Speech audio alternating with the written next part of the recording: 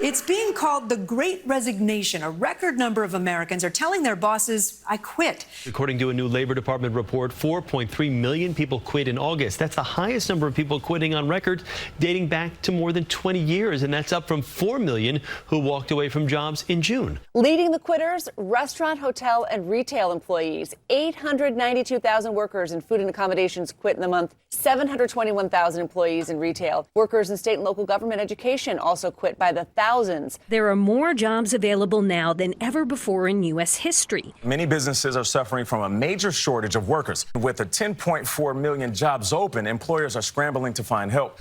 That's right. More people than ever before are quitting their jobs. Restaurant workers are quitting. Teachers are quitting. Katie Couric quit being a journalist. And some of the numbers are crazy. 700,000 people quit retail jobs, which explains why the TJ Maxx I went to yesterday looked like it was hit by a tornado. What? Oh, it always looks that way? No, the shoes were on the roof. So many workers have left. Pretty soon, every business is just going to be self-service. Like, you realize you're going to have to make your own food at a restaurant, or you're going to have to give yourself a root canal, or even worse, at strip clubs, you're going to be dancing for yourself in the mirror. Oh yeah, I like that, don't I? I'm going to give me all my money. Man, the strippers in this club are really sad. By the way, can I ask you guys a question? Like, why is everything in America the great?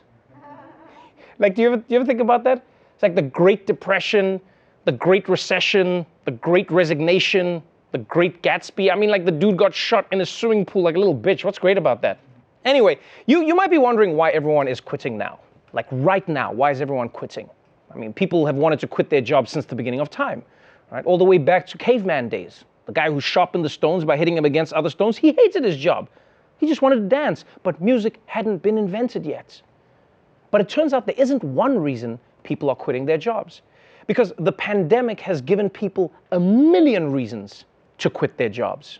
Americans are looking for better pay, better working conditions, and more flexible working arrangements. Some have elder care and child care responsibilities in this pandemic.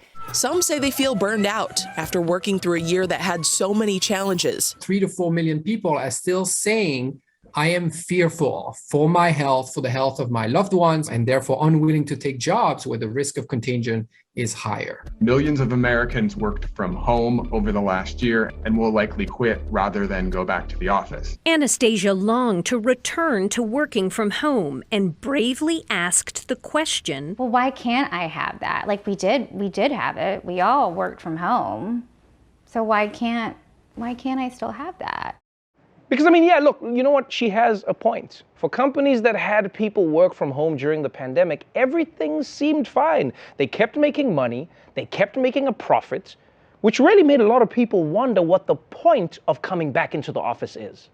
Like, why sit in 2 hours of traffic to then sit at a computer that has the same internet as my computer at home? Except everyone here can see that I'm looking at porn. I mean, honestly, I think companies are playing a dangerous game here.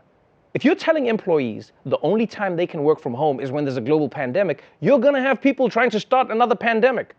There's going to be people sneaking into the zoo like, all right, let's see what happens when I bite this turtle. Ah! Okay, nothing there. Guess I got to try banging that snake.